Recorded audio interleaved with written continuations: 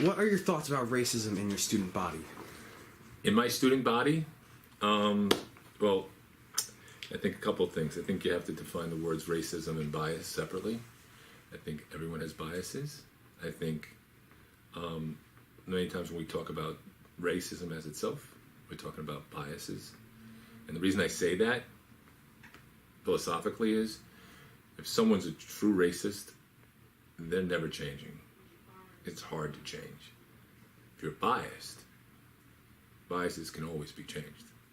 So I think you have to be careful is, are there things that are extremely biased? Are there things that can be considered borderline racist? Yes, without a doubt.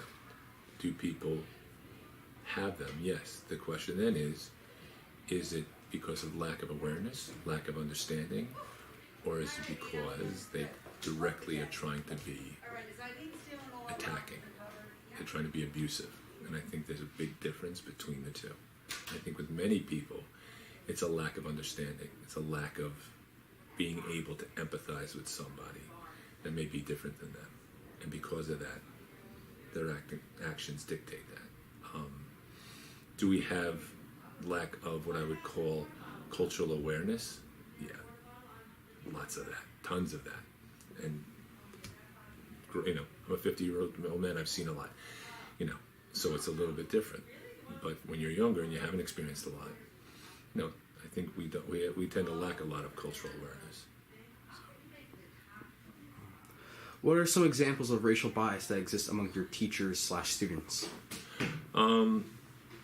Well, I think it comes in different ways. You can talk about race, you can talk about culture, you can talk about abilities, you can talk about sex, you can talk about anything like that. And I think part of the difference is, I'll give you a perfect example. I'll give you something that happens all the time to me. And not me personally, but I don't care if the person's white, black, Hispanic, Asian. I don't care if they're gay, straight.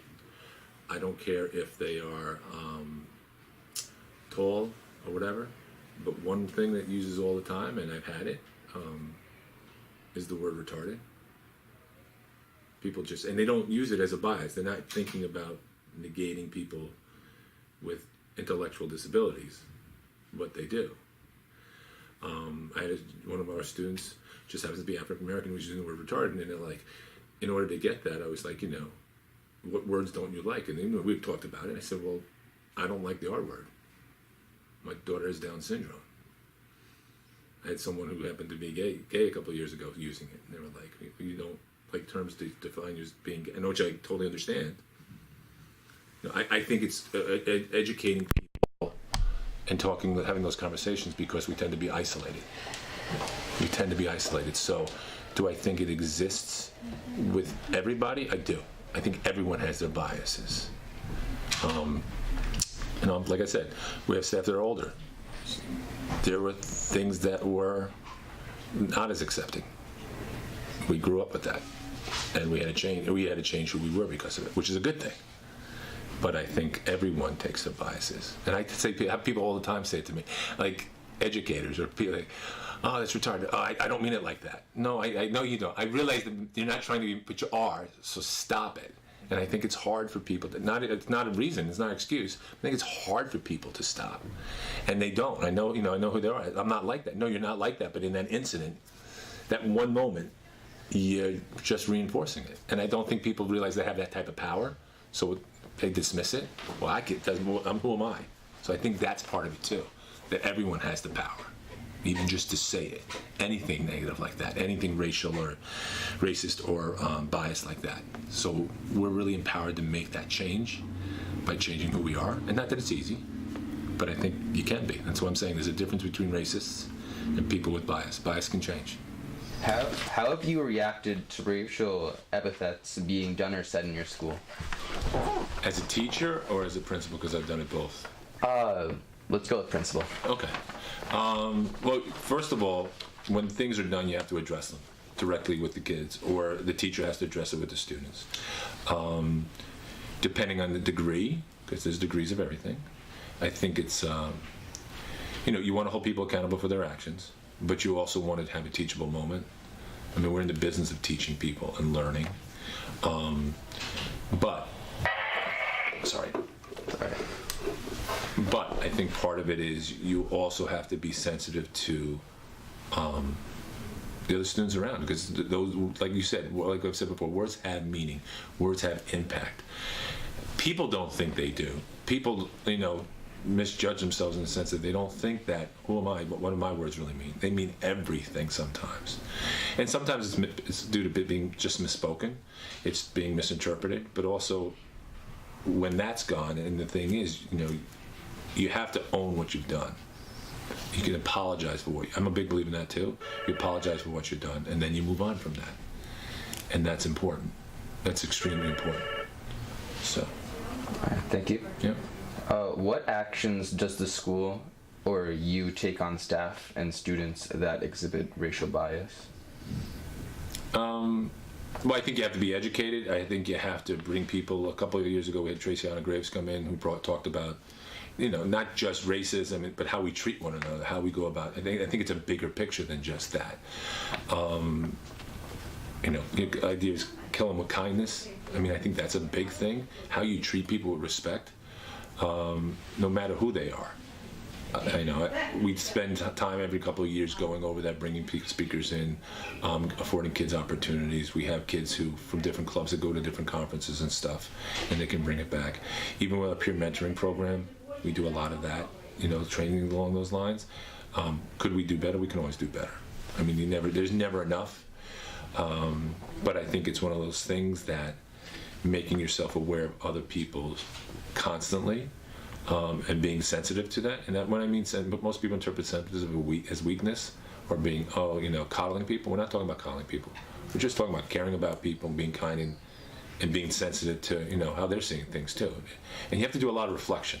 I think that's one thing, that, especially with kids, it lacks. I know with adults it lacks, but I think with students you have to teach them to reflect on what they've done, and then move forward from there. But the idea that teaching kids and learning from mistakes is huge, but also there are mistakes, and then there's just completely outlandish. This is unacceptable. There's always degrees of it. There's always degrees of it too.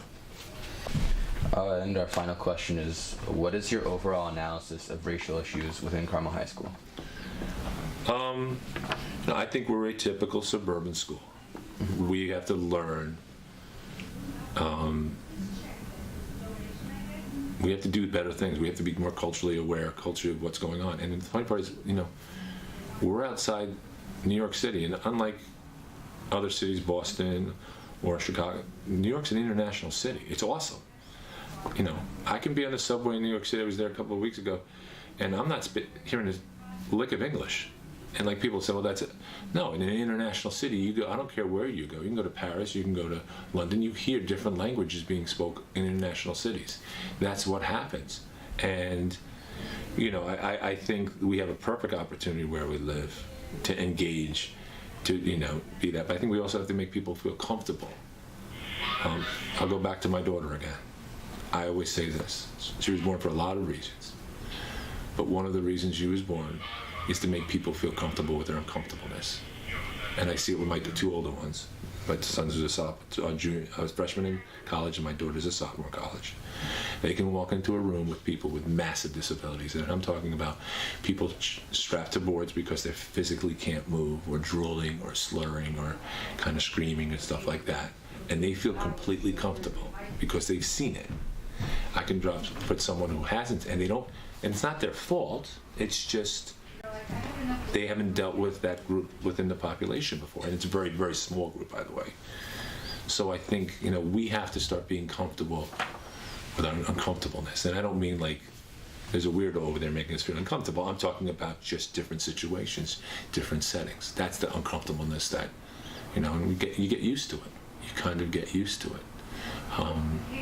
But I don't think a lot of people understand when they use the word being in a minority status, what that's like. I don't know if it's if you can ever understand it, but I think it's one of those things that, it's. I think we have to always have to do a lot of work on it. But Carmel's, I've lived here most of my life. The area, it's completely changing. It's slowly, but it's changing, and that's a good thing. That there was bad, but it's a good thing. But I think we have to do, like any suburban school, a lot of stuff. We also get a lot of kids from the city, and it doesn't matter about their racial background, the cultural background, or their, not necessarily the cultural, but their religious background or anything. You know, you come from the city, you come to the suburbs. My parents are from Yonkers in the Bronx. It's different. It is culture shock. I think we have to do a better job with kids who do transfer like that. I think we do okay, but we can do better. We can do better. Just because it's a change.